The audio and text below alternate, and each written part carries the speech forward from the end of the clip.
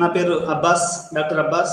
ఈరోజు మనము నగర నగర సామాజిక శాస్త్రంలో అతి ముఖ్యమైనటువంటి ఒక పాఠాన్ని మనం నేర్చుకుంటున్నాము.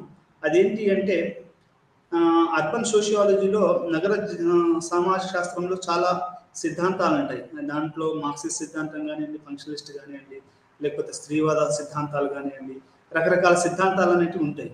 ఆ సిద్ధాంతాల్లో ఒకటి ఏంటి అంటే ఎకలాజికల్ అండ్ స్పేషియల్. ఎకలాజికల్ అంటే ఏంటి అంటే పర్యావరణ మానవ పర్యావరణ శాస్త్రము. ఆ తర్వాత స్పేషియల్ అంటే ఎట్లా ఈ యొక్క సిటీలలో జనాలు ఏ రకంగా వాళ్ళ యొక్క నిర్మాణాలు చేస్తారు, పార్కులు ఎట్లా కడతారు, ఆ తర్వాత రోడ్లు ఎట్లా వేస్తారు, చెరువులను ఎట్లా మెయింటైన్ చేస్తారు, లేకపోతే మధ్యతరగతి వాళ్ళు ఎక్కడుంటారు, ఆ తర్వాత పేద ప్రజలు ఎక్కడుంటారు, ఉన్నత వర్గాల వాళ్ళు ఎక్కడుంటారు, ఇట్లా రకరకాలైనటువంటి మనకు ఏదైతే ఈ పట్టణానికి సంబంధించినటువంటి మ్యాప్ ఉంటుందో ఆ మ్యాప్ని కనుక మనం చూస్తే ఏంటంటే దాంట్లో రకరకాలంగా ఎట్లా సిటీ అనేది డివైడ్ అయి ఉంటుంది. నేను ఒక చిన్న గ్రామాన్ని తీసుకున్నప్పుడే దాన్ని ఎట్లా పెట్టాలి, ఇప్పుడు ఏ రకంగా చేయాలి అనే దాని మీద మనం ఆలోచిస్తూ ఉంటాం. అట్లాంటి మీరు ఊహించుకోండి, ఒక పెద్ద మహానగరాలని మనం నిర్మించాలి అంటే దాని వెనకాల ఎంత ప్లానింగ్ ఉండాలి, దాని వెనకాల ఎంత అది ఉండాలి అనేది మనం ఇక్కడ అర్థం చేసుకోవాలి. ఎట్లా అంటే planning and cities will go together. మనం గత పాఠంలో ఏం తెలుసుకున్నాము, బ్రిటిష్ కాలంలో ఏ రకంగా మన చెన్నైకి పనిచేసిన డల్హౌస్ ఏ రకంగా అర్బన్ ప్లానర్స్ని తీసుకొచ్చి ఇండియాని ప్లాన్ చేశాడు అనేది మనం తెలుసుకున్నాం. అయితే 20వ శతాబ్దంలో ఏమవుతుంది అంటే అండి, రోజు రోజుకి మానవ జీవితం అనేది చాలా సంక్లిష్టంగా తయారవుతుంది. ఎట్లా సంక్లిష్టంగా తయారవుతుంది అంటే అది మనకు పర్యావరణంగా బాగా దెబ్బతినిపోవడము, ఆ తర్వాత మనకు అంటే కరోనా లేకుంటే డెంగ్యూ ఇట్లాంటి ఎందుకు వస్తున్నాయి అంటే ఈ యొక్క పట్టణ జీవితంలో ఏమవుతుంది అంటే అది నగరీకరణ, పట్టణీకరణ, ఆ తర్వాత వలసలు, ఆ తర్వాత ఇట్లాంటి రకరకాలైనటువంటి ఈ సమస్యల వల్ల ఏమవుతుందంటే పట్టణం మొత్తం ఒక రకమైనటువంటి ఒక మురికి కుప్పలాగా తయారైపోతుంది. ఈ మురికి కుప్పలోంచి ఏమవుతుందండి, మురికి కుప్ప అయినప్పుడు ఏమైంది, దాని నుంచి వచ్చే రకరకాలైనటువంటి విషవాయువుల వల్ల జ్వరాలు, రోగాలు, కొత్త కొత్త రోగాలు, ఆఫ్రికా నుంచి కొత్త కొత్త రోగాలు, ఇట్లా మనం ఊహించుకోలేని విధంగా.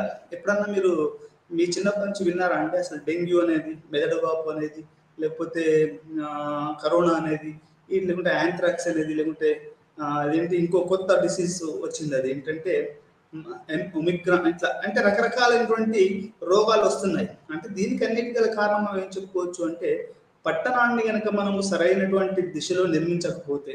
ఇప్పుడు హైదరాబాద్ మహానగరాన్ని పాతకాలంలో నిజాం టైంలో చాలా పకడ్బందీగా పురాణా పూలు, చార్మినార్ ఏరియా అంతా చాలా పకడ్బందీగా వాళ్ళు లాన్స్, గార్డెన్స్ తోటి నిర్మించారు. కానీ ఆధునిక కాలంలో 20వ శతాబ్దంలో ఏమవుతుందంటే ఈ అవినీతి వల్ల అయితేంది, ఇంకా రకరకాల కారణాల వల్ల అయితే ఏంటంటే ఈ సిటీ పర్యావరణ నిర్మాణం అనేది ఒక అతి సంక్లిష్టంగా మారిపోయింది. ఈరోజు మనకు డ్యాములు కూడా కనుక తీసుకుంటే దానికి అతి ప్రధానమైనటువంటి అదేంటి అంటే దాని క్లియరెన్స్, ఎకలాజికల్ క్లియరెన్స్ అనేది చాలా చాలా ముఖ్యం. అంటే ఒక డ్యామ్ నిర్మించాలన్నా, ఒక సిటీని నిర్మించాలన్నా, ఒక ఊరిని నిర్మించాలన్నా 20వ శతాబ్దంలో అత్యంత ప్రముఖమైంది అది పర్యావరణం అని చెప్పొచ్చు. అయితే ఈ పర్యావరణ సిద్ధాంతాన్ని, ఎకలాజికల్ సిద్ధాంతాన్ని, సామాజిక పర్యావరణ సిద్ధాంతాన్ని మనం బయాలజీ నుంచి తీసుకొచ్చాం.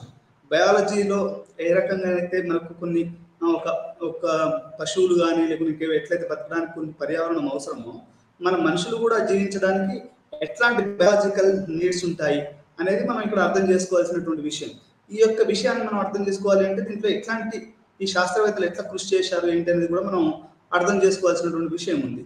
ఈరోజు మన లక్ష్యాలు ఏంటంటే జీవావరణ శాస్త్రం మరియు పట్టణ స్థలం యొక్క భావనను చర్చించడం. అంటే ఎకలాజికల్ అనే శాస్త్రాన్ని మరియు పట్టణ స్థలం అంటే ఇది ఎట్లా సిటీలో ఒక చిన్న స్క్వేర్ యార్డ్ ఉంటే హైదరాబాద్లో మీ అందరికి తెలుసో లేదో మొన్న ఒక ఫ్లాట్కి ₹1 కోటి పట్టిందట. అది చిన్న ఫ్లాట్. అది అంటే పట్టణ స్థలాలు అనేటివి నాకు తెలిసి అవి ఒక న్యూక్లియర్ బాంబు లాంటివి అనుకోండి. ఎందుకు చెప్తున్నా నా ఉపమానం మీరు తప్పుగా అనుకోవచ్చు, కానీ నేను అట్లా అనుకుంటున్నాను. ఎట్లా అంటే ఒక చిన్న మనకు భూభాగం దొరకడం అనేది పట్టణ ప్రాంతాలలో అది చాలా చాలా కష్టంతో కూడుకున్నది. ఎన్నో లీగల్, మీరు బస్సులలో అక్కడిక్కడ ప్రయాణిస్తుంటే బోర్డులు అవుపడతాయి, ఈ స్థలం కోర్టు వివాదంలో ఉంది కాబట్టి ఎవరు కొనడానికి అమ్మడానికి వీల్లేదని అక్కడ బోర్డులు ఉంటాయి. దాని అర్థం ఏంటండి, సిటీ అనేది చాలా చాలా సిటీ స్థలం అనేది చాలా చాలా విలువతో కూడుకున్నటువంటి పరిస్థితి. అయితే ఇట్లాంటి సిటీలలో మనం ఎట్లా బతుకుతున్నాం, దీని యొక్క నిర్మాణం ఎట్లా ఉంటుంది, దీని యొక్క స్ట్రక్చర్ ఎట్లా ఉంటుంది. ఇప్పుడు మన తెలుగు రాష్ట్రాలలో కూడా అటు చంద్రబాబు నాయుడు కానీ ఇటు కేసీఆర్ కానీ ఏమని చెప్తారండి, మనము ఈ సిటీని మనం న్యూయార్క్ సిటీ చేద్దాం, లేకుంటే ఇస్తాంబుల్ చేద్దాం, లేకుంటే ఇది ఒక ప్లాండ్ సిటీ చేస్తాం, లేకుంటే ఇంకా రకరకాల సింగపూర్ చేస్తాం. అంటే ఇవన్నీ ఏంటంటే మోడల్స్ అన్నట్టు. అటు సింగపూర్ కానీ, న్యూయార్క్ కానీ, ఇస్తాంబుల్ కానీ, ఈ టర్కీ కానీ, ఇవన్నీ ఏంటంటే మన పాలకులకి అదొక ఎగ్జాంపుల్ అన్నట్టు. అంటే సిటీని ఏ విధంగా నిర్మించవచ్చు అనేది వాళ్ళ యొక్క ఎగ్జాంపుల్స్గా తీసుకొని మనకు మన రాజకీయ నాయకులు వాళ్ళ యొక్క ఉపన్యాసాలు చెప్తారు. మనము ఈ రోజు పాఠంలో ఏం తెలుసుకుంటామంటే ఈ సిటీ నిర్మాణం అనేది ఏ రకంగా జీవావరణ శాస్త్రం కానీ, పట్టణ స్థలాలు కానీ ఎట్లా ఆ భావనలు ఏంటి అనేది మనం ఈరోజు మనం చర్చిస్తాం. అదేవిధంగా వివిధ పరివర్తన మండలాలలో, నగరాల్లో ఆవిర్భావాన్ని వివరించాలి మనం. అంటే ఎట్లా ఏ రకంగా దశలుగా ఏ రకంగా ఇది ఆవిర్భావాన్ని చేసుకుంటుంది అనేది కూడా మనము ఈరోజు పాఠంలో తెలుసుకుంటాం. అదేవిధంగా చికాగో మరియు పట్టణ ఆవిర్భావం. చికాగో సిటీ అనేది 1800 ఇంతకుముందే చదువుతుంటే నేను 1897లోనే చికాగో డిపార్ట్మెంట్ ఆఫ్ సోషియాలజీని ఏర్పాటు చేశారు. ఏర్పాటు చేసినప్పుడు వాళ్ళు చాలా ఎక్కువగా పరిశోధనలు చేశారు. ఆ కాలంలో ఏంటి అంటే అప్పుడున్నటువంటి పట్టణాభివృద్ధి, చికాగో పట్టణాభివృద్ధి ఎట్లా జరిగింది అంటే ఈ అర్బన్ సోషియాలజీ మొత్తం ఈ చికాగో స్కూల్ యొక్క ప్రభావంలో బాగా ఎక్కువగా ఉందండి. ఎందుకు అంటే మొట్టమొదటిసారిగా సోషియాలజీ డిపార్ట్మెంట్ మొదలు పెట్టడం కానీ, లేకుంటే సిటీలో జీవితం ఎట్లా ఉంటుందని కానీ, లేకుంటే ఇక్కడ మైగ్రెంట్స్ పరిస్థితి ఎట్లా ఉంటుంది కానీ, లేకుంటే కిన్షిప్ అంటే బంధుత్వాలు ఎట్లా ఉంటాయి సిటీలలో, ఇవన్నీ కూడా చికాగో స్కూల్ వాళ్ళు పరిశోధనలు చేశారు. ఆ తర్వాత దాన్ని కంటిన్యూ చేస్తున్నారు అనేది మనం ఇక్కడ అర్థం చేసుకోవాల్సినటువంటి విషయం. ఈ రకంగా మనం వివిధ పరివర్తనాల్లో, మండలాల్లో నగరాల ఆవిర్భావాన్ని వివరించాలి. అంటే రకరకాల ఫేజెస్లో ఎట్లా నగరాలు అభివృద్ధి చెందాయి అనేది మనం చర్చించాలి. అదేవిధంగా చికాగో స్కూల్ మరియు పట్టణ ఆవిర్భావం, ఈ యొక్క పట్టణాల యొక్క ఆవిర్భావము, దాని యొక్క ప్రవృత్తి, ఒక పట్టణ ప్రాంతాలలో ఎట్లా మనిషి ప్రవర్తిస్తాడు అని మనం ఇక్కడ అర్బన్ సోషియాలజీలో మనం తెలుసుకుంటాం. మనం మీ అందరికీ తెలుసో లేదో ఒక సినిమా వచ్చింది దాసరి నారాయణరావుది. దాంట్లో ఏంటి అంటే తండ్రి పల్లెటూరులో వ్యవసాయం చేస్తూ ఉంటాడు, కొడుకేమో సిటీలో కాలేజీలు, నిజాం కాలేజీ లాంటిదో లేకుంటే హైదరాబాద్ సెంట్రల్ ఒక దాంట్లో చదువుతున్నాడు. వాడు ఏం చేస్తాడు అంటే బాగానే చదువుతాడు, కానీ ఏంటంటే వాడు జల్సాలకు అలవాటు పడి తిరుగుతూ ఉంటాడు, అమ్మాయిలతో తిరగడము లేకుంటే ప్రేమించడం. అది నెగిటివ్ అని చెప్పడం లేదు నేను, ఇక్కడ విషయం ఏంటంటే అటు తిరుగుతూ ఉంటాడు. అయితే వీడు కొడుకుని చూడడానికి వచ్చినప్పుడు వాళ్ళ అమ్మ గారెలు, బూరెలు, తిండి అన్నీ పంపిస్తుంది. అంటే అంత ప్రేమగా పెంచుతాడు కొడుకుని. ఆ తర్వాత వాడు డాక్టరు అవుతాడు. అయిన తర్వాత ఈ తండ్రి ఏం చేస్తాడు అంటే వాళ్ళ తల్లిదండ్రులను వాడు పట్టించుకోడు. ఆ హీరో పట్టించుకోకపోతే దాసనారాయణ కోర్టులో వేస్తాడు, వీళ్ళు పెంచడానికి ఇంత అయింది కాబట్టి నాకు కాంపెన్సేషన్ కావాలని తండ్రి గెలుస్తాడు. అంటే నేను చెప్పదలుచు ఎందుకు చెప్తున్నాను ఉదాహరణ అంటే ఒక సిటీ వాతావరణం అనేది ప్రజల్ని పూర్తిగా మార్చేస్తుంది. అట్లా ఎన్ని సినిమాలు వచ్చాయో అసలు మనకు లెక్కలేనన్ని సినిమాలు, రాజు బంగా, జెంటిల్మెన్, షారూఖ్ ఖాన్ది, ఆ తర్వాత ఎన్నో సినిమాలు. ఒక వ్యక్తి పల్లెటూరు నుంచి రావడము, సిటీలో వాడు రకరకాలైనటువంటి అభిజయ చేయడము. అంతెందుకు మనకు ఖాజా అహ్మద్ అబ్బాస్ సినిమాలు కూడా మనం చూస్తే 4-3-20, ఆవారా, ఇట్లాంటివన్నీ కూడా వాడు పల్లెటూరు నుంచి వస్తాడు హీరో. వచ్చిన తర్వాత సిటీలో ఎవరో పరిచయం అవుతారు, వాడు రూమ్ రెంట్ కట్టలేక ఇట్లా ఈ సిటీలో ఒక్కడు మంచినీళ్ళు లేక, ఒక పైసాను వాడు విదిల్చక, ఆకలి, ఆ రోడ్ల మీద పడుకోవడము. బాంబేలో ఇప్పటికి కూడా చాలా ఆకలి, ఇట్లాంటి వాటితోటి సతమతం అవుతుంటారు. అర్బన్ స్లమ్స్ ఇట్లాంటివన్నీ ఉంటాయి. మరి ఇంత పెద్ద మహానగరాలు, ఇంత సమస్యలు, ఇవన్నీ కూడా చదవడానికి నాకు మొట్టమొదటిసారిగా చికాగో స్కూల్ వాళ్ళు ఈ యొక్క పట్టణాన్ని చదవడము, పట్టణం యొక్క భావనను వాళ్ళు మనకు తీసుకొచ్చారని చెప్పొచ్చు. మనం చికాగో స్కూలు మరియు పట్టణాభివృద్ధి అంటే పట్టణ ఆవిర్భావం, అసలు పట్టణం అనేది కూడా ఎట్లా పుట్టింది అనేది కూడా మనం తెలుసుకుంటాం. అంటే మన భారతదేశంలో ఈ మధ్య కాలంలో ఏం చెప్తున్నారు అంటే ఆర్యుల రాకముందు ఈ యొక్క భారతదేశం పట్టణంగానే ఉండేది. ఎందుకంటే ఈ బ్రిటిషర్స్ రైల్వే లైన్ వేసేటప్పుడు వాళ్ళు ఏం చేశారు, పాకిస్తాన్ నుండి వాళ్ళు రైల్వే లైన్ వేసేటప్పుడు అక్కడ హరప్ప మొహంజోదారో సివిలైజేషన్ బయటపడ్డది. దాంట్లో బాత్ టబ్బు లేకుంటే మనకు మురికి నీళ్ళు పోవడానికి వాళ్ళకి అన్నాయంటే వాళ్ళు ఏం చెప్పారు అంటే భారతదేశంలో హరప్ప మొహంజోదారో అనే సివిలైజేషన్ అది చాలా అడ్వాన్స్డ్ సివిలైజేషన్ అని, ఆ అర్బనైజేషన్ కలిగిన సివిలైజేషన్ అని ఆర్యుల రాక వలనే ఈ యొక్క ఇది దెబ్బతినిపోయింది అనేది అప్పుడున్న పురాతత్వ శాస్త్రవేత్తలు ఇప్పుడున్న వాళ్ళు కూడా చెప్తున్నారు. అంటే నేను చెప్పాల్సిందంటే భారతదేశము ఈ యొక్క సిటీ అంటే ఈ యొక్క పట్టణ నగర ఇవన్నీ అనేది కూడా మొదటి నుంచే మనకు అభివృద్ధి అయింది అనేది మనకు తెలుస్తున్నది. అదేవిధంగా ద్రవిడులు కొంచెం అర్బన వాసులని, ఆర్యులు రూరల్ వాసులు అనేది కూడా ఒక థియరిటికల్ ఫ్రేమ్వర్క్ అనేది నడుస్తూ ఉంది. అయితే ఇవి ఏన్షియంట్ మిడివల్ ఏజెస్లో ఎట్లా పెరిగాయి సిటీస్. ఒక నగరం అభివృద్ధి చెందిందంటే అది ఒక రోజులో అయ్యే పరిస్థితి కాదండి. కొన్ని వందల సంవత్సరాలు, వేల సంవత్సరాలు అది జరిగే అవకాశం ఉంది. అంటే ఒక ఊరిని నిర్మించాలంటేనే మనకు చాలా రోజులు, ఒక ఇంటిని నిర్మించాలంటేనే చాలా రోజులు అవుతుంది, ఒక ఊరిని నిర్మించాలంటే కొన్ని సంవత్సరాలు అవుతుంది. అట్లాంటిది ఒక పట్టణాన్ని, ఒక మెగా సిటీని మనం అభివృద్ధి చెందాలి అంటే దాని వెనకాల వందల సంవత్సరాల చరిత్ర ఉంటుంది. హైదరాబాద్ నగరానికి తీసుకుంటే దాంట్లో 400 సంవత్సరాలు దాటి 450, 20-30 సంవత్సరాలు అనేది మొదలవుతుంది హైదరాబాద్ చరిత్ర. అంటే అన్ని వందల సంవత్సరాల నుంచి హైదరాబాద్ నగరం జరుగుతుంది. అందుకనే ఒక కొటేషన్ ఉంది, Rome is not built in one day అని. రోమ్ అనే సామ్రాజ్యాన్ని ఒక రోజులో నిర్మించలేదండి. కొన్ని సంవత్సరాల పాటు కొన్ని రాజులు మొత్తం మారిపోయి ఉంటారు. అంత టైం తీసుకుంటుంది ఒక రోమ్. ఇప్పుడు మన వాళ్ళు ప్రతి ఒళ్ళు కూడా రోమ్ అంటే అదొక పెద్ద సిటీగా మనం భావిస్తాం కదా. అట్లనే రోమ్ నగరాన్ని ఒక రోజులో నిర్మించలేదు. అది మనం ఇక్కడ అర్థం చేసుకోవాల్సినటువంటి విషయం. అంటే అదేవిధంగా ప్రతి సిటీని కూడా ఒకరోజు నిర్మించేయడం అనేది జరగదు. అది కొన్ని రోజుల పాటు ఆ నిర్మాణం జరిగి ఉంటుందనేది మనం అర్థం చేసుకోవాల్సినటువంటి విషయం. ఇట్లా చికాగో స్కూలు మరియు పట్టణావిర్భావము ఆ తర్వాత ఏ విధంగా అభివృద్ధి చెందింది అనేది మనం ఈరోజు పాఠంలో కూడా మనం తెలుసుకుంటాం. ఇటీవల చాలామంది పండితులు పట్టణ సమాజ శాస్త్ర రంగంలో అన్వేషించడానికి తనను తాము స్వీకరించారు. దీన్ని అర్థం చేసుకునే ప్రధానమైన ఎథ్నోగ్రఫిక్ చలనంలో ఒకటి చికాగో 1920లు మరియు 1930లో జరిగింది. సామాజిక శాస్త్రం మరియు మానవ శాస్త్రం మధ్య కఠినమైన సరిహద్దులు ఇక్కడ అస్పష్టంగా ఉన్నాయి.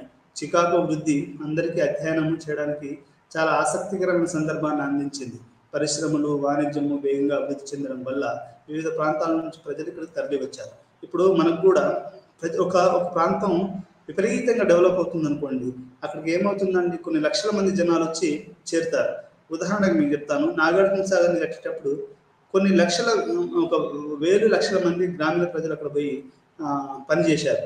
మీరు అక్కడ ఫోటోలు అవన్నీ చూస్తే మీకు అర్థమవుతుంది. అంటే నేను ఇక్కడ చెప్పదలుచుకున్న విషయం ఏంటి అంటే, ఒక చోట అభివృద్ధి, పరిశ్రమలు, వాణిజ్యము, ఆ తర్వాత సిటీ డెవలప్ అవుతుందంటే అక్కడికి ఆటోమేటిక్గా జనాలు ఎక్కువగా వస్తారు. ఇప్పుడు తెలంగాణ నుంచి చాలా మంది ఎందుకు భీమండి, ఆ తర్వాత సూరత్ పోతారు అంటే అక్కడ పని ఉంది, అక్కడ పరిశ్రమలు ఉన్నాయి, నీకు వస్త్ర పరిశ్రమలు ఉన్నాయి. తెలంగాణ గ్రామీణ ప్రాంతాల నుంచి, కరీంనగర్ నుంచి, వరంగల్ నుంచి ఎంతో మంది ఈ యొక్క వస్త్ర పరిశ్రమలలో పనిచేయడానికి వాళ్ళు వెళ్ళారు, అక్కడ పనిచేశారు, అక్కడ బతుకుతున్నారు. అంటే ఎక్కడైతే పరిశ్రమలు, వస్త్ర పరిశ్రమలు, ఆ తర్వాత వాణిజ్యము ఎక్కడైతే అభివృద్ధి చెందుతుందో అక్కడ జనాలు ఎక్కువగా ఉండడానికి అవకాశం ఉంది. ఇప్పుడు మనం కనుక వైజాగ్ను తీసుకున్నాం అనుకోండి, వైజాగ్లో కొన్ని లక్షల మంది జీవిస్తారు. పోర్ట్ సిటీలలో ఎక్కువ మంది జీవిస్తారు, ఎందుకంటే అక్కడ వాణిజ్యం జరుగుతుంది. మీకు ఎప్పటికీ ఇంపోర్ట్స్ ఎక్స్పోర్ట్స్ జరుగుతూ ఉంటాయి. ఈ రకంగా ఆ ప్రాంతం అనేది ఎక్కువ జనాభాలు ఉండడానికి అవకాశం ఉంది. మనకు అర్బన్ సోషియాలజీ వచ్చేవరకు ఏమవుతుంది అంటే, మనకు రోల్ మోడల్ ఏంటంటే చికాగో సిటీ 1920 నుంచి 30 మధ్యలో విపరీతంగా పెరగడం మొదలైంది అన్నట్టు. ఈ పెరగడం అనేది ఎట్లయింది అంటే, చాలా మంది పండితుల్ని, సోషియాలజిస్ట్ని, వాళ్ళు రకరకాల పరిశోధనలు చేస్తుండొచ్చు, కానీ ఈ అభివృద్ధి అనేది వాళ్ళకి బాగా అట్రాక్ట్ చేసింది. ఎట్లా అంటే ప్రతి వాళ్ళు ఏదో ఒక స్టడీ చేద్దాం దీని మీద అని వాళ్ళు నిర్ణయించుకున్నారు. ఈ రకంగా ఈ యొక్క 1920 నుంచి 30 మధ్యలో, 40 మధ్యలో ఆ తర్వాత చికాగో నగరం అభివృద్ధి చెందడం అనేది ఒక వినూతంగా ఒక ఫినామినల్ అయిపోయిందండి. ఫినామినల్ అంటే అది ఒక పెద్ద వ్యవహారంగా మారింది. ఈ రకంగా అది చెందుతా ఉంటే అర్బన్ సోషియాలజీలు ఏం చేశారంటే అట్రాక్ట్ గురయ్యి మనకు వాళ్ళు దాని మీద పరిశోధన చేశారు. ఇప్పుడు చాలా మంది మీకు హైదరాబాద్ సెంట్రల్ యూనివర్సిటీలో కానీ, జేఎన్యూలో కానీ, ఇప్పుడు దేశంలో ఎక్కడ కానీ ఐటీ మీద ఈ మధ్యలో ఎక్కువగా రీసెర్చ్ జరుగుతుంది. అదేవిధంగా బయోటెక్నాలజీ మీద కూడా మీకు ఎక్కువ రీసెర్చ్ జరుగుతుంది. ఎక్కడైతే గ్రోత్ ఉంటుందో, ఎక్కడైతే అది వెళుతుందో ఆ డిపార్ట్మెంట్లు, అక్కడ మనకి ఎక్కువగా రీసెర్చ్ జరుగుతుంది. అక్కడికి ప్రజలు పోతారు, రీసెర్చర్స్ పోతారు. ఈ రకంగా చికాగో నగర అభివృద్ధి కూడా చాలా వేగవంతంగాను చాలా జరిగినప్పుడు చాలా మంది సామాజిక శాస్త్రవేత్తలు అంటే వాళ్ళు ఈ యొక్క అభివృద్ధి ఎలా జరుగుతుంది, ఏ రకంగా ఉంది, ఇట్లాంటి అన్నిటి మీద చాలా చాలా పరిశ్రమలు వాళ్ళు చేశారు. అందులో భాగంగానే పరిశ్రమలు, వాణిజ్యం ఎట్లా అభివృద్ధి చెందాయి, ప్రజలు ఏ రకంగా వస్తున్నారు ఇక్కడికి, ఏ రకంగా సెటిల్ అవుతున్నారు, ఇవన్నీ కూడా మనకు చికాగో నగరం అనేది మనకు వాళ్ళు చేసినటువంటి పరిశోధనలు అనేవి మనకు ఒక ఒక పునాదిని వేసిపోయాయని చెప్పొచ్చు. ఎందుకంటే అర్బన్ సోషియాలజీ అంటే అది చికాగో, ఆ తర్వాత department of Chicago university sociology వాళ్ళు చేసినటువంటి పరిశోధనల నుంచే అది మనకు ఎక్కువగా వస్తాయి. ఎందుకంటే వాళ్ళు స్లమ్స్ మీద పరిశోధన చేశారు, మైగ్రెంట్స్ మీద పరిశోధన చేశారు, ఆ తర్వాత ఉమెన్ మీద పరిశోధన చేశారు, నీగ్రోస్ మీద పరిశోధన చేశారు, గ్రామీణ ప్రజలు ఎట్లా సిటీలోకి వస్తారు, వాళ్ళు ఏ రకంగా వాళ్ళు ఎదుగుతారు, వాళ్ళ మీద పరిశోధన చేశారు. ఇట్లా రకరకాల పరిశోధనలు చేశారు. వాళ్ళు చేసి మనకు పుస్తకాల రూపంలో ఇచ్చారు.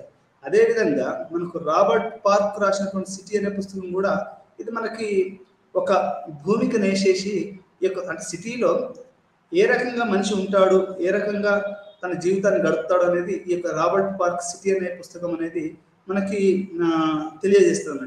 ఈ రకంగా అది ఏ రకంగా సిటీ అనేది డెవలప్ అయింది అనేది మనం ఇక్కడ అర్థం చేసుకోవాల్సిన విషయం. అర్బన్ పర్యావరణ శాస్త్రం యొక్క కాన్సెప్ట్ సామాజిక శాస్త్రం పట్టణ జీవితం యొక్క పెరుగుదల చాలా ఆసక్తికరంగా ఉంటుంది. 1950 యుగంలో అమెరికన్ ఇమేజ్ సంపన్నతను ఒక నిర్దిష్ట రకంగా కనిపించే తేడా లేకుండా చేసింది. 1950 సంవత్సరంలో ఏం చేసిందంటే అమెరికా నగరం అనేది చాలా చాలా పెద్దగా అది డెవలప్ అయింది. అంటే ఇప్పటికీ మీరు న్యూయార్క్ సిటీను, చికాగో సిటీని చూస్తే స్కై రాకెటింగ్ బిల్డింగ్స్ అవపడతాయి. అంటే మన ఆకాశ హరమ్యాలు అంటారు వాటి తెలుగులో. ఆకాశ హరమ్యాలు ఎన్నో ఉంటాయి. దానివల్ల అక్కడ కొంచెము అసమానతలు పెరిగినా నీకు జీవన అది అనేది పెరిగింది. ఇది ఈ సోషియాలజిస్టులకి బాగా ఈ ఆకాశ హరమ్యాలు, పరిశ్రమలు, ఆ తర్వాత పోర్టులు, యూనివర్సిటీలు, కాలేజీలు, ఆ తర్వాత రకరకాలైనటువంటి అన్ని సిటీలో ఉంటాయి. దీనికి జనాలు సిటీకి వస్తుంటారు. అయితే ఇక్కడ ఏ రకంగా ఈ యొక్క సిటీ అనేది అది తనకు తాను ఆర్గనైజ్ చేసుకుంటుంది.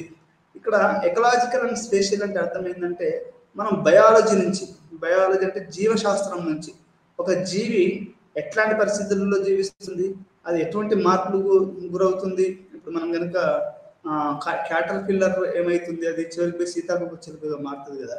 అట్లే సిటీకి వచ్చిన ఒక పల్లెటూరు వ్యక్తి అసలు పల్లెటూరులో చుట్టదాక్కుంటా పొలం దగ్గర గంటల తరబడి ఎటు కదలకుండా ఎవరితో మాట్లాడకుండా ఉండే ఒక వ్యక్తి ఒక సిటీకి వచ్చిన తర్వాత గలగలగల మాట్లాడడం. ఇప్పుడు మీరు పల్లెటూరులో అప్పుడు పాత సినిమాలు చూస్తే అర్థమైంది. ఒక ఊరికి ఒక అమ్మాయి వచ్చింది అనుకోండి, ఆ అమ్మాయి హడావుడిగా ఇంట్లో తిరగడం, ఎవరితో మాట్లాడము. అంటే అది ఏంటి అంటే మెటమార్ఫసిస్ అంటారు దాన్ని ఇంగ్లీష్లో. అంటే గ్రామీణ వాతావరణం నుంచి పట్టణ వాతావరణానికి వచ్చినప్పుడు మొత్తం సిటీ మొత్తం మారుతుంది, అంటే మనుషులు మొత్తం మారుతారు. దీన్ని మెటమార్ఫసిస్ అంటారు. అంటే ఏ రకంగా ఇది మారుతుంది అనేది మనం కూడా ఇక్కడ అర్థం చేసుకోవాలి.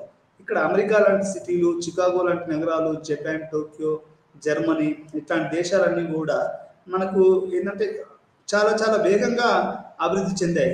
యాక్చువల్గా యునైటెడ్ నేషన్స్, భారతదేశం కానీ, అభివృద్ధి చెందుతున్న దేశాలు కానీ వాళ్ళన్నిటికీ ప్రధానంగా ఏంటి అంటే వాళ్ళు urbanization is a part of developmental ప్రాజెక్ట్గా తీసుకున్నారు. అంటే ఇప్పుడు భారతదేశంలో ఇప్పటికీ 30% జనాభా పట్టణాల్లో ఉంటే 60-60% మంది ఉన్నారు. అంటే ఇంకా ఒక 10-20% అయితే మినిమంగా సిటీలోకి తరలించాలి, ఉద్యోగాలు కల్పించాలి అనేది భారతదేశంలో ఉన్నటువంటి పాలకులు కానీ. ఎందుకంటే urbanization and industrialization is a symbol of development. మీకు చదువుకోవడానికి, డబ్బులు సంపాదించడానికి, హెల్త్ ఫెసిలిటీస్, ట్రాన్స్పోర్ట్ ఇవన్నీ కూడా సిటీలోనే ఎక్కువనే ఉంటాయి. జెండర్ డిస్క్రిమినేషన్ తక్కువ ఉంటుంది, వైలెన్స్ తక్కువ ఉంటుంది. గ్రామీణ వాతావరణంలో ఉన్నంత వైలెన్స్ ఇప్పుడు ఏరా రాజుగా పులిగోలేదని అడిగి పల్లెటూరు నుంచి ఇక్కడ ఎవడో నిన్ను రాజుగా అని ఎల్లిగాడు ఇవ్వడానికి పిలువడు, నిన్ను నీ పేరు పెట్టి అరేగిరేన్ అనేట్టు ఉండవు. అంటే ఇక్కడ ఉద్దేశం ఏంటంటే urban space is little liberated then the village.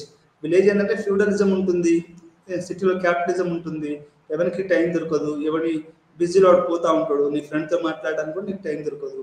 ఇట్లాంటి పరిస్థితులలో ఉంటాయి. అయితే ఇక్కడ అమెరికన్ సంపన్నతను ఒక నిర్దిష్ట రకంగా కనిపించే తేడా లేకుండా చేసింది. సజాతీకరణ పరంగా మధ్యస్థత ఉంది. జాతి, పేదరికం, జాతికి సంబంధించిన అంశాలు 60 దశకంలో పునరుజ్జీవనం చేయబడ్డాయి. పట్టణ సమస్యల గొడుగు కింద ఉంచబడ్డాయి.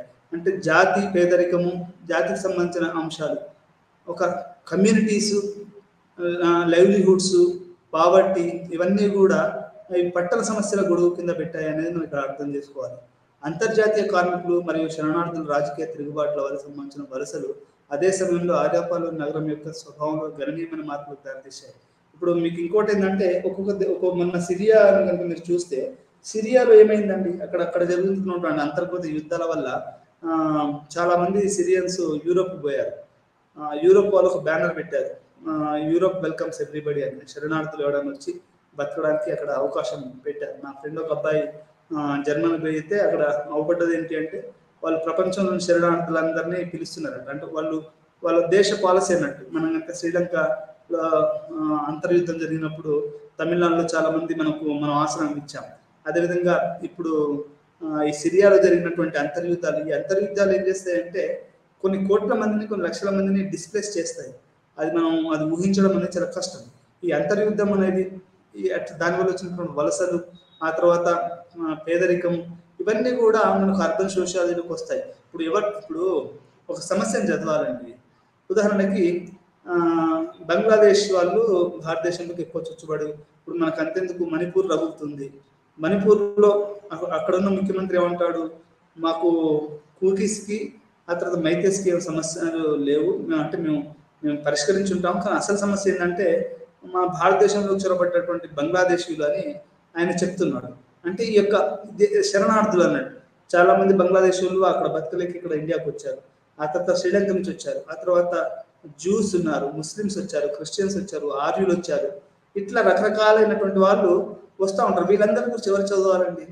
వాళ్ళు ఎట్లా, ఆ రిఫ్యూజీస్ ఎట్లా వచ్చారు, ఆ పేదరికం ఎట్లా ఉంది, ఆ జాతి ఇక్కడికి వచ్చినప్పుడు ఏదైనా ఒక కమ్యూనిటీ ఒక చోటికి బాగినప్పుడు అది చాలా మార్పులకు గురైంది. అది ఏ రకంగా మార్పులకు గురైంది, ఇట్లా అన్నీ కూడా మనకు ఈ యొక్క అర్బన్ సోషియాలజీలో భాగంగా అనేది వస్తూ ఉంటుంది.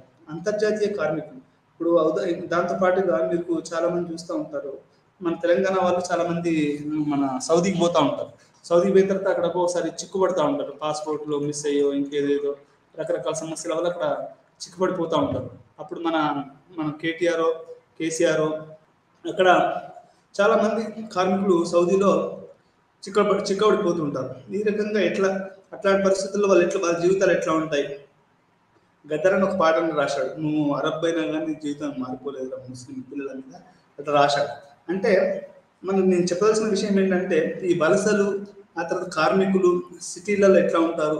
చాలా మంది నాకు తెలిసి సినిమాలలో కొంతవరకు చూపించారు, కానీ ఈ ఖాజా అహ్మద్ అబ్బాస్ అంటూ నాకు తెలిసి కొంతమంది కార్మికులు పట్టణాలలో పని దొరకక అట్లా చనిపోయి ఉంటారని నా అభిప్రాయం. అది తప్పు కావచ్చు.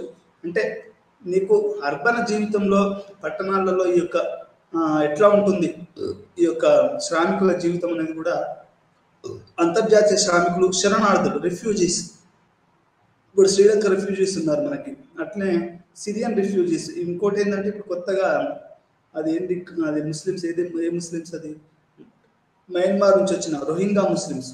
ఈరోజు మీ అందరికీ తెలుసు, ఆంగ్ సాన్ సూకీ బర్మా దేశంలో వాళ్ళ దేశ నియంత్రణతోటి పోరాడి ఆమె స్వతంత్రం తీసుకొచ్చింది. ఆ తర్వాత ఆమెకు నోబెల్ ప్రైజ్ వచ్చారు.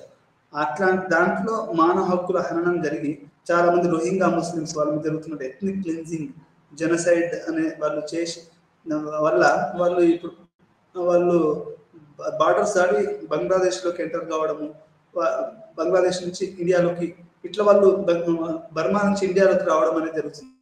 ఇదంతా శరణార్థులు. ఇప్పుడు ప్రపంచవ్యాప్తంగా ఎక్కువ మందిని ఫోకస్, అంటే ఇంక్లూడింగ్ అంతర్జాతీయ సమితి కూడా దేని మీద చేస్తుందంటే రిఫ్యూజీస్. ఈ రిఫ్యూజీస్ని ఎట్లా ఉంచాలి అనేది ఒక అంతర్జాతీయ ఉడంబడిక ఉంది.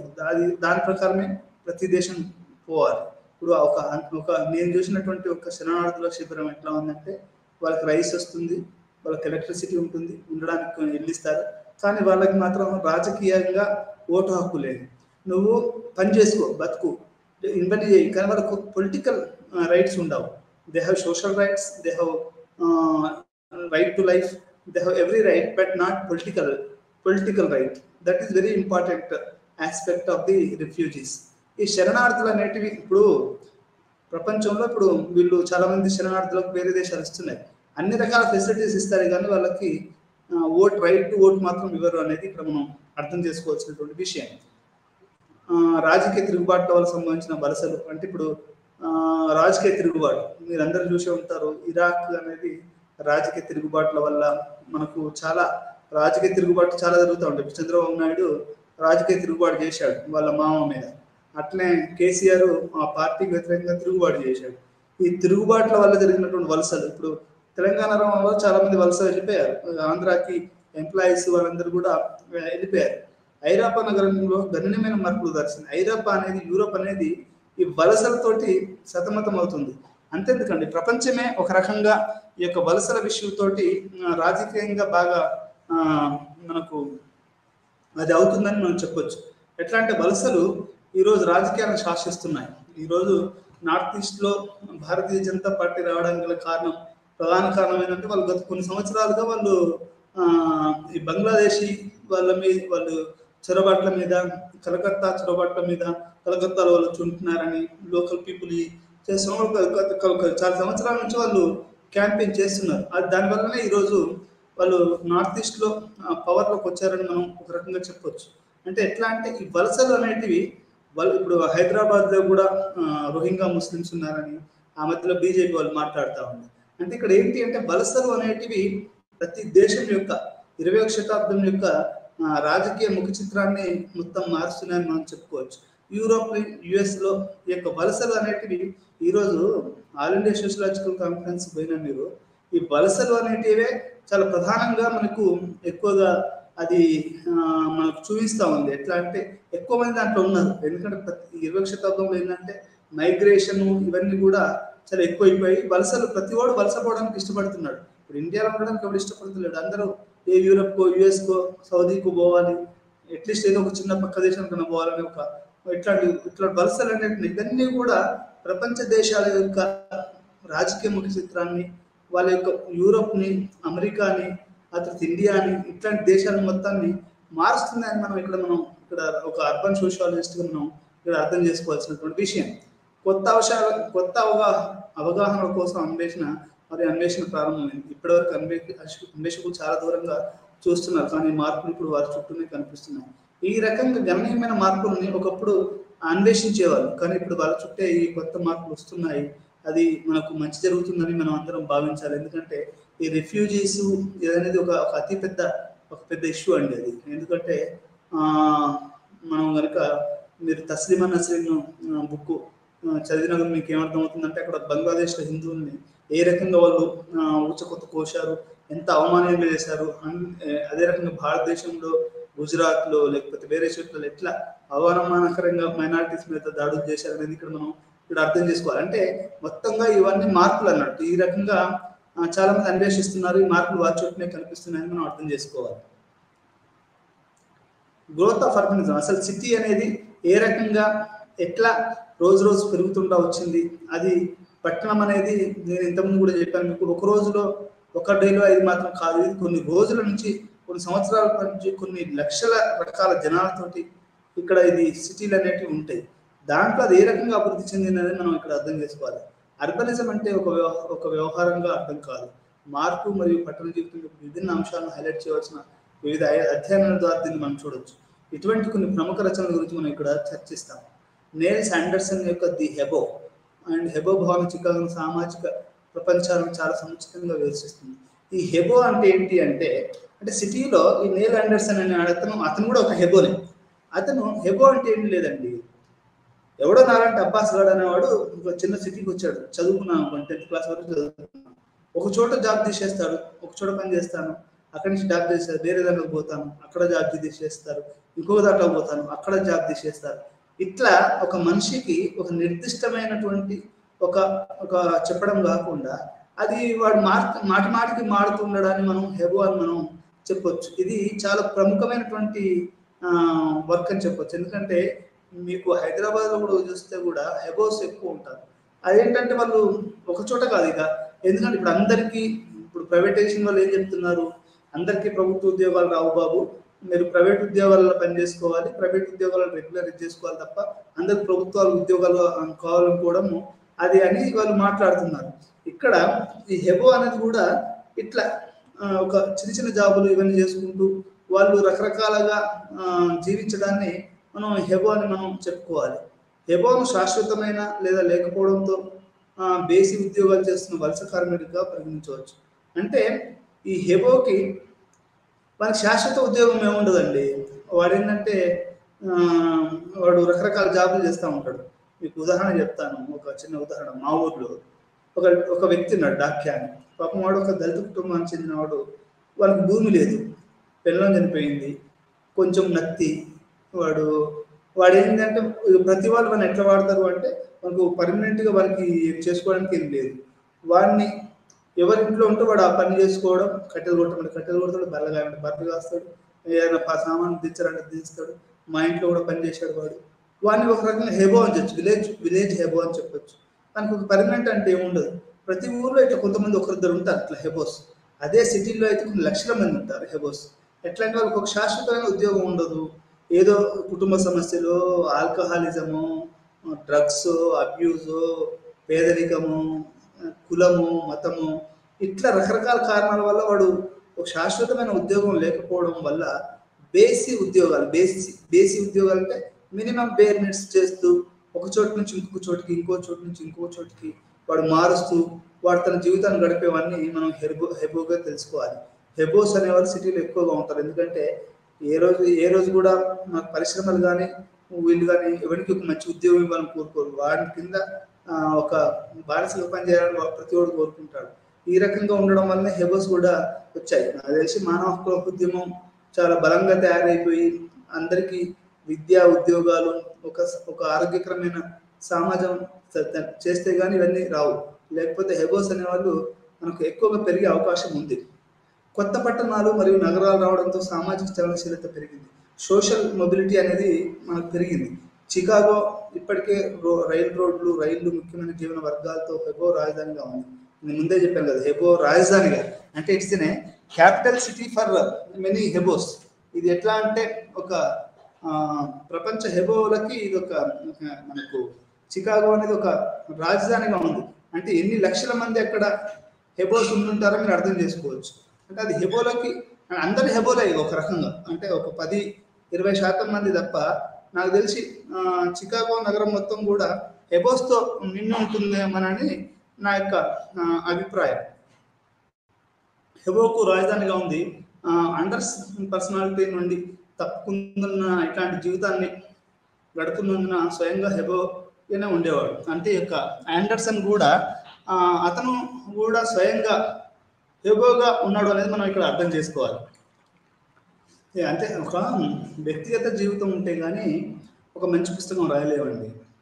ఆయనే గే అని గేల మీద పుస్తకం వస్తుంది, ఆయనే సో అండ్ సో అని ఒక పుస్తకం. అంటే నువ్వు వ్యక్తిగతంగా జీవితాన్ని గడిపితే తప్ప నీకు నిజ వాస్తవం అనేది తెలియదు అన్నట్టు. అదేవిధంగా నీల్ ఆండర్సన్ హెబోగా బతికాడు చాలా సంవత్సరాలు.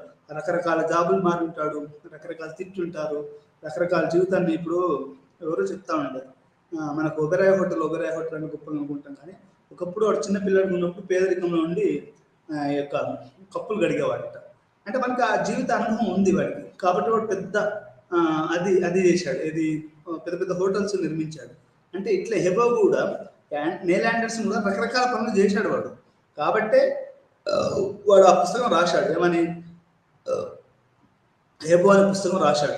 ఒక చోటు నుంచి ఇంకొక చోటికి స్వయంగా హెబోగానే ఉండేవాడు అనేది. హెబోకి Chicago is the capital city for the world hobos అని మనం చెప్పుకోవచ్చు. ఇక్కడ ప్రజలను 5 రకాలుగా వర్గీకరించవచ్చండి. అంటే సిటీలో జనాల్ని ఎట్లా వర్గీకరించాలంటే దాంట్లో 5 రకాలైనటువంటి వ్యక్తులు మనం ప్రధానంగా వర్గీకరణ చేయొచ్చు. వారిలో హెబో ఒకడు. మనం ఇంతకుముందు చెప్పుకున్నట్టు హెబో అంటే ఒక శాశ్వతమైనటువంటి ఉద్యోగం లేకుండా ఒక బేసి ఉద్యోగాలు చేస్తూ రకరకాల వృత్తుల్ని మారే వాళ్ళని హెబోస్ని మనం అర్థం చేసుకోవాలి. మొదటిది జనరల్ వర్కర్. అతని జీవితం ప్రధానంగా వ్యవసాయ రంగానికి సంబంధించింది. అంటే సీజనల్ వర్కర్ మొదటిది. సీజనల్ వర్కర్ అతని జీవితం ప్రధానంగా వ్యవసాయం. సీజనల్ వర్కర్ అంటే మీకు వ్యవసాయం ఉన్నప్పుడు వ్యవసాయం పని చేసుకుంటాడండి. ఒక్కోసారి ఇప్పుడంటే నీళ్ళు వచ్చాయి కాబట్టి తెలంగాణలో కానీ ఇప్పుడు వేరే ప్రాంతాల్లో కానీ చాలా మంది కార్మికులు మా దీక్షకుంట అనే గ్రామం నుంచి వాళ్ళు ఒక వర్షాకాలంలో మాత్రమే ఊర్లో ఉండేవాళ్ళు. అయితే ఎప్పుడైతే శీతాకాలము ఆ తర్వాత ఎండాకాలం వచ్చిందో వాళ్ళంతా రిక్షా కార్మికులుగా, ఆటో డ్రైవర్లుగా, ఇప్పుడు ఆటో డ్రైవర్గా వాళ్ళంతా సిటీకి వచ్చేవారు. ఈ సీజనల్ వర్కర్ వాడు అనేది చాలా చాలా ప్రధానమైనటువంటి విషయం. అతని జీవితం ప్రధానంగా వ్యవసాయం రంగం సంబంధించి అతడు అగ్రికల్చర్కి సంబంధించినటువంటి పని చేస్తూ ఉంటాడు. అక్కడ ఎక్కడైతే మనకు అగ్రికల్చర్ లేదో ఆవిడ సీజనల్గా సిటీకి వస్తాడు. ఇక్కడ నాకు ఇప్పుడు మీరు చాలా మంది రోడ్లను కట్టే వాళ్ళని అడగండి. మా యూనివర్సిటీలో 13 రోజులు యూకే పనిచేస్తూ ఉండేవాళ్ళు. వాళ్ళని అడిగారు, ఏమమ్మా ఎంతకాలం చేస్తారు ఈ సిటీలో అని అంటే వాళ్ళు చెప్తే, ఏం చేస్తామయ్యా, ఈ ఊర్లో 4-5 ఎకరాల భూమి ఉంది కానీ నీళ్ళు లేవు, అందుకని అక్కడ వర్షాకాలం అక్కడ అంటాం, ఎండాకాలంలో సిటీలో ఏదో చేసుకుని బతామని చెప్పడం జరిగింది. ఇది seasonal worker of agriculture people. రెండోది హెబో లేదా వలస కార్మికుడు. వాడు అంటే హెబో అంటే వాడి చిన్న చిన్న బేసి వాడు వలస కార్మికుడు అని చెప్పుకోవాలి. మూడో వాడు కేవలం వలస వచ్చినవాడు. వాడు వచ్చి రిఫ్యూజీగానే వచ్చాడు. వాడి పని భిక్షాటన చేస్తూ జీవనం సాగించడం. చాలా మంది వాడు ఎట్లా అంటే ఇక్కడ సిటీలో రైల్వే స్టేషన్లోనో బస్ స్టాండ్లలోనో ఎక్కువ కూర్చొని వాడు ఇట్లా చేజాపాడు అనుకోండి, ప్రతి వాళ్ళు పోయేవాళ్ళు వచ్చేవాళ్ళు ఒక 1000-2000 అట్లా 100, 10-20 వేస్తారు. ఈ రకంగా భిక్షాటన సాగిస్తూ ఉంటాడు. నాలుగో రకం. నాలుగో వ్యక్తి హోమ్ గార్డ్. అంటే హోమ్ గార్డ్స్ ఇప్పుడు మీరు చూస్తూ ఉంటారు రియల్ ఎస్టేటర్స్ దగ్గర, ఇండ్ల దగ్గర, ఉంటాయి ఆఫీసుల దగ్గర, ఆ తర్వాత రకరకాల సెక్యూరిటీ అనేది ఇప్పుడు మన అంతా సర్వేలెన్స్ సొసైటీలో బతున్నాం కాబట్టి సెక్యూరిటీ పెరిగింది కాబట్టి ఈ హోమ్ గార్డ్ వాడు ఇట్లాంటి పనులను చేస్తూ ఉంటాడు. ముఖ్యమైన వర్కర్ అయితే వలస వచ్చిన వ్యక్తిగా పరిగణించలేము. అయితే ఈ రకంగా నాలుగో రకమైనటువంటి వ్యక్తి. ఐదో వ్యక్తి అంటే డమ్ అంటే వీడు ఏం లేదు, వీడు ఇటు మైగ్రేషన్ కాడు, వీడు ఇటు అడుక్కోడు, వీడు ఏం లేదు, ఇటు కూర్చుంటాడు. ఎస్పెషల్లీ చికాగో కానీ ఇండియా లాంటి నగరాలలో ఇట్లాంటి 5 రకాల ప్రజల్ని మనం చూడొచ్చు అని మనం ఇక్కడ అర్థం చేసుకోవాలి. నిరాశ్రయులైన పురుషులు నిరాశ్రయులుగా మారడానికి అనేక కారణాలు ఉన్నాయి. అయితే ఈ యొక్క సిటీ జీవితం ఎట్లా ఉంది అంటే మీ అందరికీ తెలుసు, సినిమాలో కూడా చాలాసార్లు చూసాను. ఐఎమ్ హోమ్లెస్ అని. అంటే అమెరికాలో ఆ రోడ్ల మీద కూర్చొని చాలా మంది హోమ్లెస్ పీపుల్ ఎక్కువగా ఉంటారు. అంటే వాళ్ళకి ఇల్లు ఉండదు, ఏముండదు, వాళ్ళు అడక తింటూ ఉంటారు. ప్రతి ఒక్కరికి సొంతగత వ్యక్తిగత కారణాలు ఉన్నాయి. కొందరికి పని లేకుండా పోవడం, జాబ్లెస్నెస్, మరికొందరికి ఉద్యోగాల అవసరం, కొందరు కుటుంబ సంక్షోభాలు ఉంటాయి. ఇంట్లో తల్లిలో కూతురు కొడుకో ఉండేవాడు వాడు వేరే వాళ్ళతో వెళ్ళిపోవడం, ఇల్లంతా విచ్ఛిన్నం అయిపోవడం, ఇట్లా కుటుంబ సంక్షోభాలు.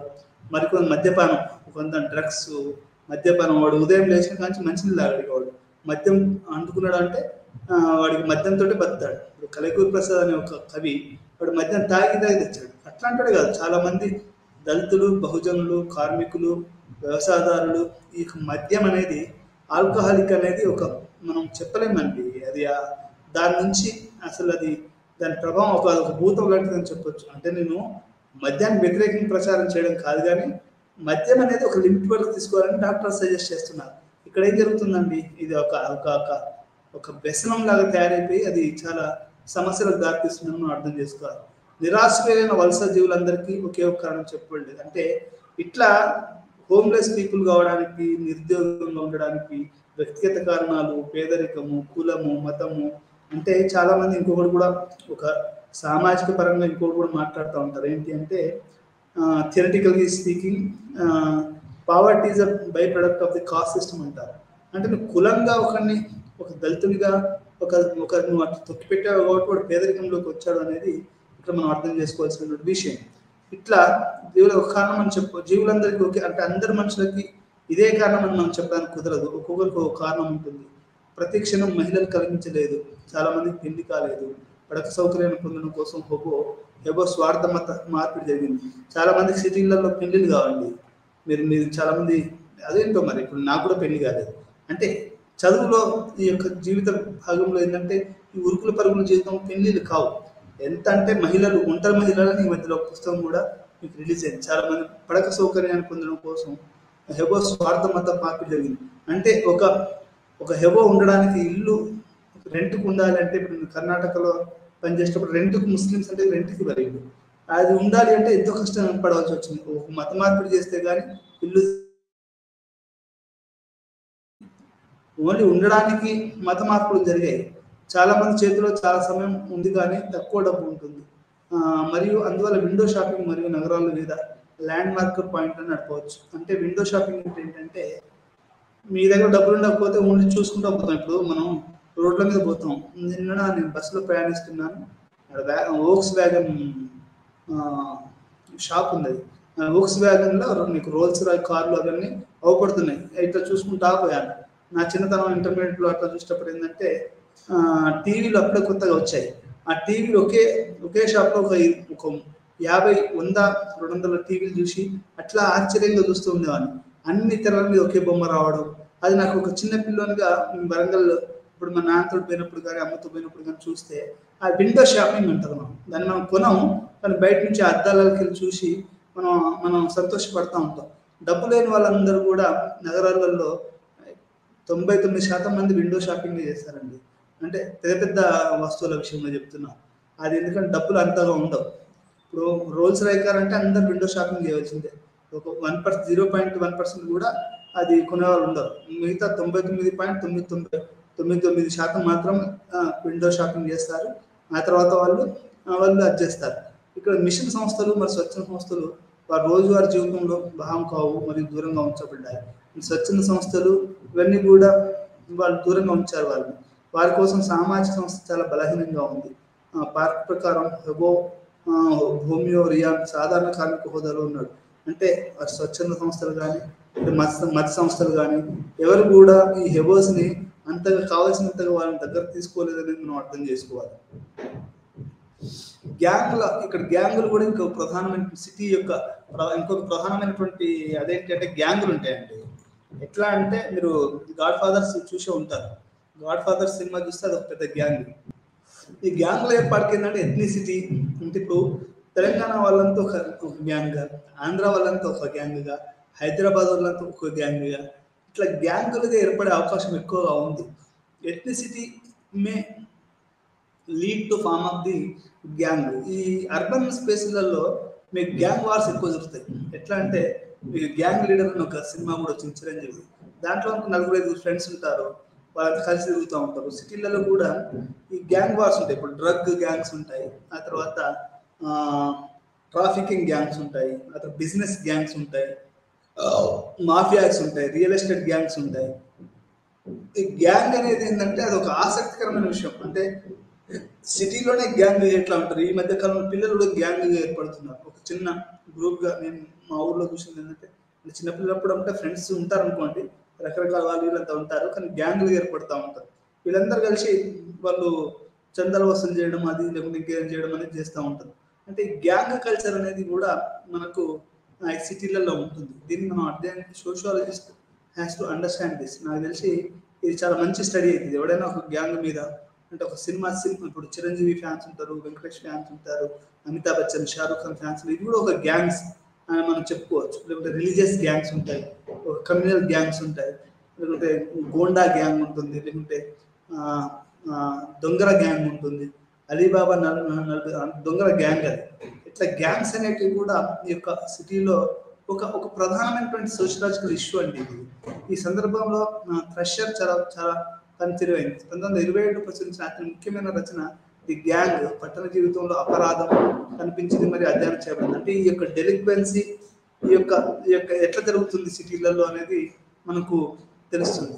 అతను ప్రజలు 5 రకాలుగా వర్ణించాడు. ఒకటి హబో, ఒకటి జనరల్ వర్కర్, ఆ తర్వాత మూడోడు కేవలం వలస వచ్చిన వాడు, తర్వాత భిక్షాటన చేస్తూ బతికేవాడు, హోమ్ గార్డు, ఇట్లా చాలా మంది రాశారు. చాలా మంది కౌమార దశకు చెందినవారు అయినప్పటికీ సమూహ సభ్యుల వయసు వైవిధ్యంగా ఉంటుంది. ఈ గ్యాంగ్స్లలో ఎక్కువ ఎవరు ఉంటారంటే యువకులు ఉంటారు. అంటే ఒక 10 నుంచి 15, 20 సంవత్సరాల మధ్య వాళ్ళు ఉండే వీళ్ళు ఎక్కువగా గ్యాంగులు ఏర్పడడానికి మనకు ముఠా అని కూడా చెప్పొచ్చు. దాన్ని గ్యాంగ్ లీడర్ అని మన పాట కూడా ఉంది కదా. ఇట్లాంటివన్నీ కూడా ఈ గ్యాంగుల వల్ల వస్తాయి. ముఠాను వర్గీకరించే సందర్భంలో ప్రాదేశిక అంశాలు చాలా ముఖ్యమైన, అంటే రీజనల్, ఎథ్నిక్, అవి చాలా ప్రధానమైన పాత్రను పోషిస్తాయి. ఇప్పుడు బ్లాక్ గ్యాంగ్స్ ఉంటాయి యుఎస్లో.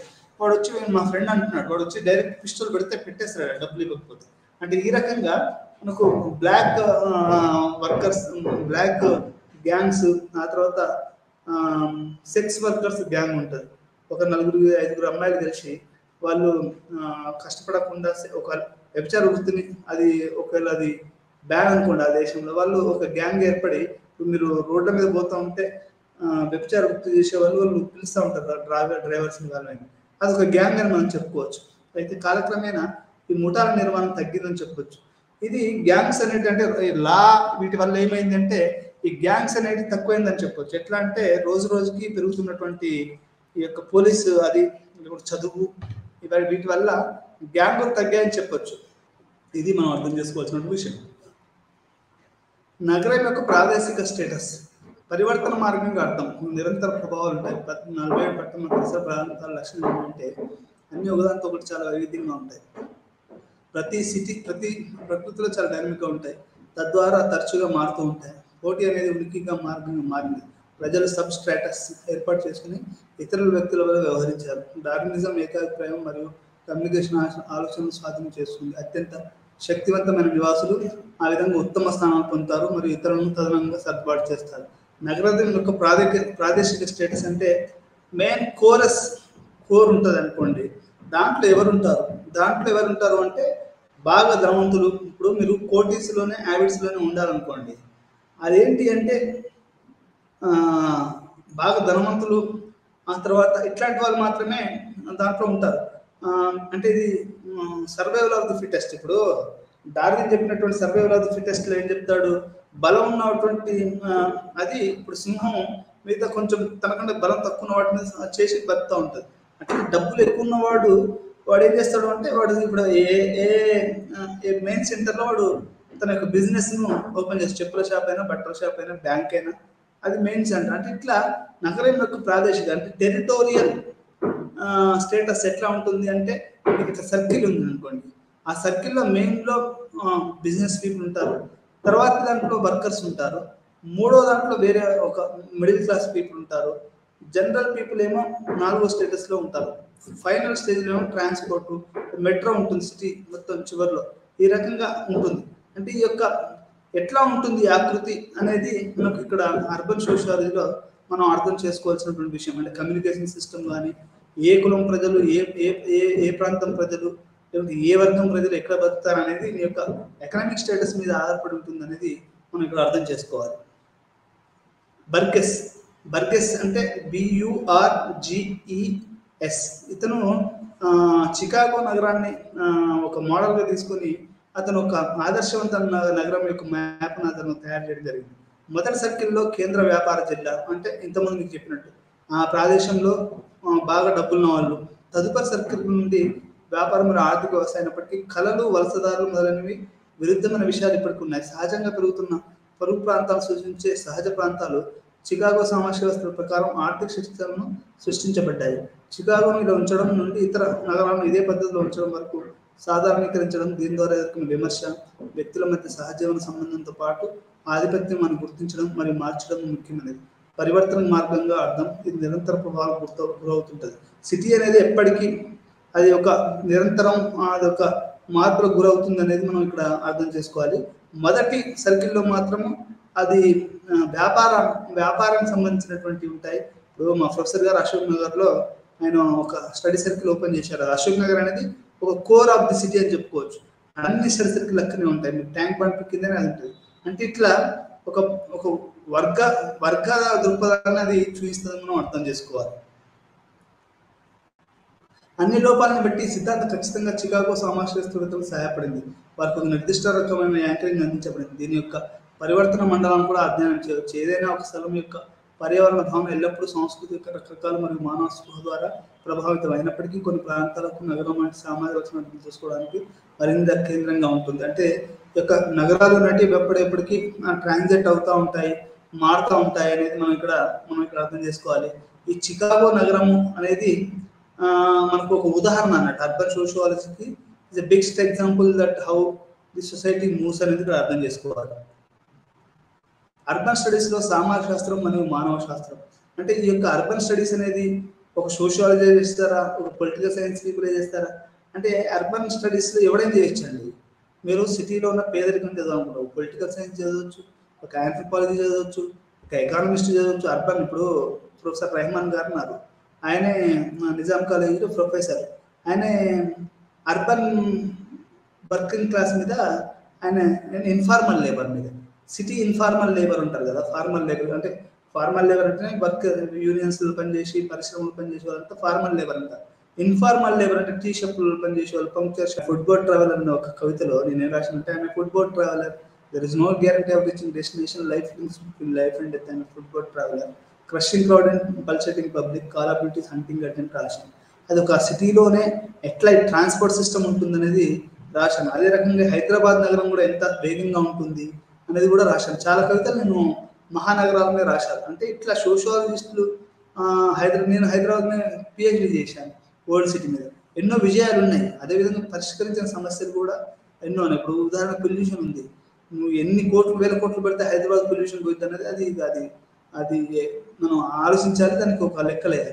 ఇట్లా అంటే ఇది ఒక స్పష్టమైనటువంటి విజయాలు ఉన్నాయి, అదేవిధంగా చాలా పరిష్కరించిన సమస్యలు కూడా ఉన్నాయనేది మనం అర్థం చేసుకోవాలి. ఆధునిక సాంఘిక మానవ శాస్త్రానికి బలం యొక్క మూలస్థానంగా మారి సంభావ్యతను నిలిపిస్తున్నప్పటికీ అయినప్పటికీ స్వరస్వతకం కింద దానికి ఎంటర్టైన్మెంట్ సబ్జెక్ట్ వ్యవహరించడం కోసం దీన్ని విమర్శిస్తున్నారు. కొంతమంది ఆలోచన పరులు మానవ శాస్త్రం అందించిన సైద్ధాంతిక కోణాలు, పద్ధతి అభ్యాసాల అసమర్థత గురించి చర్చిస్తారు. అంటే ఆంథ్రోపాలజీ అనేది కొంచెం ప్రిమిటివ్ మ్యాన్ ఎవల్యూషన్ గురించి మాట్లాడుతుంది, ఇక పట్టణాల గురించి సరిగ్గా చెప్పదు.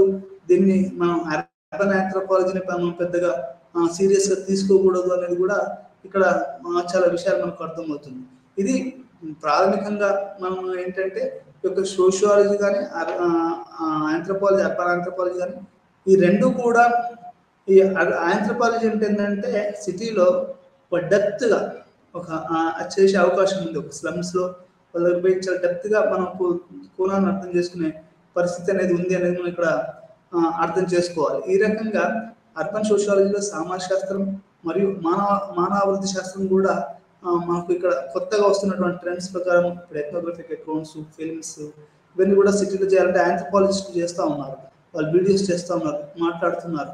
ఈ రకంగా జరుగుతుంది అనేది అర్బన్ సోషియాలజీ సమాజ శాస్త్రంలో ఈ యొక్క స్టడీస్లో మానవ శాస్త్రం ఉంది, అర్బన్ సోషియాలజీ ఉంది, పొలిటికల్ సైన్స్ ఉంది, ఎకనామిక్స్ ఉంది, రీజనల్ స్టడీస్ ఉంది. చాలా చాలా ఇప్పుడు మా ప్రపంచీకరణలో ఏమవుతుందంటే ఈ యొక్క hybrid studies, inter disciplinary studies అని ఉన్నాయి. రకంగా మాకు చాలా రకాలైనటువంటి శాస్త్రాలు అనేటివి యొక్క నగర జీవితము, పట్టణ జీవితం మీద వాళ్ళు చేస్తున్నారు. మీరు ఖాజా అహ్మద్ అబ్బాస్ కానీ, లేకుంటే మీరు తెలుగులో కానీ కోడి రామకృష్ణ పాత డైరెక్టర్లు వాళ్ళు కానీ చేస్తే పల్లెటూరు నుంచి సిటీకి వచ్చినప్పుడు ఆ మెటమార్ఫసిస్ అంటే పరిణామక్రమం ఎట్లా మారుతుంది అనేది కూడా మనకు చాలా స్పష్టంగా చూపించారు. అంటే ఈ రకంగా సోషియాలజీ, ఆంథ్రోపాలజీ ఇవన్నీ కూడా అర్బన్ స్టడీస్లో చాలా ప్రముఖమైనటువంటి పాత్రను మనకు వహిస్తున్నాయని మనం ఇక్కడ చెప్పుకోవాల్సినటువంటి విషయం ఉంది. ఇది ఈరోజు మనం మాట్లాడుకోవాల్సినటువంటి విషయం. మనం మరొకసారి రెండు స్ట్రీమ్లు ఇక్కడ వచ్చాయి చెప్పడం సమర్థమే. ఒకటి ఆధునిక పట్టణ సమాజ శాస్త్రానికి పోలి ఉంటుంది, మరియు మానవ శాస్త్రం దగ్గరగా ఉంటుంది. ఈ పట్టణ అధ్యాయాలు రెండు స్ట్రీమ్లుగా వచ్చాయి మనకి. ఒకటేమో ఆధునిక పట్టణ సమాజ శాస్త్రం పోలి ఉంటుంది, మరొకటి మానవ దగ్గరగా ఉంటుంది. పట్టణ అధ్యాయానికి పర్యావరణ విధానం, జీవ మరియు సామాజిక జీవపరిణామ శాస్త్రంలో ప్రేరణ పొందింది. ఈ పట్టణ సోషల్ ఎకాలజీ అనే దాని నుంచి ఈ యొక్క అర్బన్ ఇది అనేది ఈ యొక్క సూత్రం అది ప్రభావితమైందని మనం అర్థం చేసుకోవాలి. పట్టణ సమాజ శాస్త్రాన్ని అర్థం చేసుకోవడానికి ఇది ప్రయోజనకరంగా ఉంటుంది. అంటే ఈ యొక్క సిటీ లైఫ్ ఇప్పుడు మనకు సిటీ పేరు మీద కూడా సిటీ లైట్స్ అని, సిటీ లైఫ్ అని, చాందినీ బార్ అని, లేకుంటే ట్రాఫిక్ పోలీస్ అని, కొన్ని వందల సినిమాలు, కొన్ని వందల కవితలు, కొన్ని లక్షల ఇవన్నీ రాసి ఉంటారు. అంటే ఇక్కడ చెప్పదలసిన విషయం ఏంటంటే ఈ రకంగా ఆధునిక పట్టణ సామాజిక శాస్త్రం చదవడానికి మానవ శాస్త్రం దగ్గరగా ఉంటుంది. ఈ రెండు కూడా సోషియాలజీ, ఆంథ్రోపాలజీ అనేటివి సిస్టర్ డిసిప్లిన్స్. ఈ రెండు కూడా చాలా దగ్గర సంబంధం కలిగి ఉంటాయని మనం ఇక్కడ అర్థం చేసుకోవాలి. ఇది ఈ యొక్క అర్బన్ సోషియాలజీ ఎకలాజికల్ పర్యావరణ విధానం అనేది జీవ మరియు సామాజిక జీవవరణ శాస్త్రం ద్వారా పెరగడం.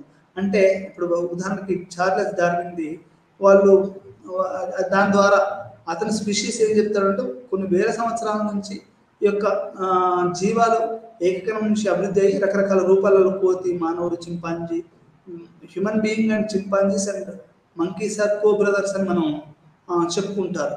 అంటే ఇదంతా ఒకే కణం నుంచి వచ్చినటువంటి ఈ యొక్క అనేది అంటే ఈ యొక్క బయాలజికల్ థియరీస్ నుంచి ఈ యొక్క ఎకలాజికల్ అండర్స్టాండింగ్, యొక్క స్పేషియల్ అండర్స్టాండింగ్ వచ్చింది అనేది మనం అర్థం చేసుకోవాలి. పట్టణ సామాజిక శాస్త్రాన్ని అర్థం చేసుకోవడానికి ప్రయోజనకరంగా ఉంటుంది. ఎట్లా అంటే ఈ యొక్క సిటీ లైఫ్ని అర్థం చేసుకోవాలంటే ఎట్లా మానవ అభివృద్ధి చెందింది, జీవన పరిణామం ఎట్లా అభివృద్ధి చెందింది అనేది మనకు అర్థం చేసుకోవాలంటే ఈ యొక్క ఎకలాజికల్ అండ్ స్పేషియల్ సిద్ధాంతాన్ని మనం డార్విన్ దగ్గర నుంచి మొదలు పెట్టుకుంటే ఆయన వాడినటువంటి జీవ పరిణామ సిద్ధాంతం, సర్వైవల్ ఆఫ్ ది ఫిటెస్ట్, అక్కడ మెటమార్ఫసిస్, ఇప్పుడు చింపాంజీ మెడల్ సాగదీసి ఉంటుంది. ఆయన ఏమంటాడు అంటే ఇది ఓవర్ పీరియడ్ ఆఫ్ టైము అది జరిగింది ఎలా అని చెప్తాడు. ఇప్పుడు చాలా మందికి అడిగే ప్రశ్న, మన ఒక వీడియో చూస్తుంటే దాంట్లో మరి మనుషులు కోతులు మరి మనుషులు ఎందుకు మారలేదు, కోతుల నుంచి మనిషి వచ్చినప్పుడు అంటే అక్కడ ఏంటి అంటే కోతులు మనుషులు ఒకే రకమైనటువంటి పదార్థం, ప్రాథమిక పదార్థం నుంచి వచ్చారని అర్థం తప్ప కోతి నుంచి మానవుడు ఉద్భవించాడని కాదు. అంటే ఇక్కడ ఏంటి అంటే ఒక సింగిల్ కణం నుంచి ఇట్లా రకరకాలైనటువంటి, ఇప్పుడు మనకు జింక పిల్లలు మొత్తం పర్యావరణం కూడా ఆ రకంగా ఒక సింబాలిక్, అంటే ఇప్పుడున్నటువంటి శాస్త్రవేత్తలు డార్విన్ కానీ మిగతా శాస్త్రవేత్తలు మణితున్న భూగోళం నుంచి మనం ఒక భూమి ఏర్పడ్డది, ఇట్లా రకరకాలైనటువంటి జీవ పరిణామ సిద్ధాంతాలు అనేవి ఉన్నాయి. దాని నుంచి మనకు ఈ యొక్క సిటీ యొక్క అర్బన్ లైఫ్ లేకుంటే ఈ యొక్క నగర పట్టణ జీవితాన్ని అర్థం చేసుకోవడానికి ఈ సిద్ధాంతాలను పనికొస్తాయి. ఇప్పుడు నువ్వు ఊర్లో ఉండి వ్యవసాయం చేసుకుంటే నువ్వు ఇవన్నీ తెలుసుకోవాల్సిన అవసరం లేదు. కానీ పట్టణాలు సిటీలు తెలుసుకోవాలంటే జీవ పరిణామ దృష్టిలో మనిషి సిటీకి రావడం, పట్టణాలను ఏర్పరచుకోవడం, కొత్త కొత్త నగరాలను ఏర్పరచుకోవడం ఎట్లా జరిగింది అనేది మనకు ఈ యొక్క జీవ పరిణామ సిద్ధాంతము, ఆ తర్వాత జీవారికల్గా జరిగింది అనేది కూడా మనకి ఇక్కడ తెలుస్తూ ఉంది. ఈ రకంగా మనకు అర్బన్ సోషియాలజీ అనేది రెండు రకాలుగా స్ట్రీమ్గా వచ్చింది. ఒకటి పట్టణ సామాజిక వర్గము, రెండోది మనకు ఆంథ్రోపాలజికల్ పర్స్పెక్టివ్లో. ఈ రెండు రకాలుగా వచ్చేసి ఈ యొక్క మనం సమాజాన్ని అర్థం చేసుకోవడానికి ఇది మనకు పనికొచ్చింది అనేది ఇక్కడ మనం అర్థం చేసుకోవాల్సిన విషయం. అంటే మొత్తంగా మనం ఈరోజు పాఠంలో ఏం తెలుసుకున్నాము అంటే సిటీ యొక్క రాసినటువంటి పుస్తకం, ది సిటీ పుస్తకం రాసినటువంటి రాబర్ట్ పార్క్, ఆ తర్వాత సిటీలో ఎన్ని రకాలైన ప్రజలు జీవిస్తారు, ఆ తర్వాత వాళ్ళ యొక్క జీవన విధానం ఎలా ఉంటుంది, ఆ తర్వాత బర్గస్ సిటీ అనేవాడు ఎట్లా ఉంటుంది, అంటే ఈ యొక్క ప్రాదేశికత ఎట్లా ఉంటుంది నగరాలలో, ఆ తర్వాత వాళ్ళు ఏ రకంగా ఉంటారు. ఇది జీవశాస్త్రం నుంచి, జీవ పరిణామ శాస్త్రం నుంచి ఈ యొక్క అర్బన్ సోషియాలజీ అనేది ఏ రకంగా అది తన యొక్క ఇన్స్పిరేషన్ తీసుకుంది, ఆ ఇన్స్పిరేషన్ దాన్ని మన సిటీని అర్థం చేసుకోవడానికి ఎట్లా ఉపయోగపడుతుంది అనేది మనం ఈరోజు ఈ యొక్క పాఠంలో తెలుసుకుందాము. మరొక పాఠంలో మరి మరొక కొత్త టాపిక్ తోటి, మరి కొత్త విషయంతో ఈ నగర జీవితంలో మరో కొత్త కోణాన్ని ఆవిష్కరించడానికి మరొక పాఠంలో మళ్ళీ ఒకసారి కలుద్దాం. మరి అప్పటి వరకు మీ అందరికీ సెలవు. ఉంటాను. నమస్కారం.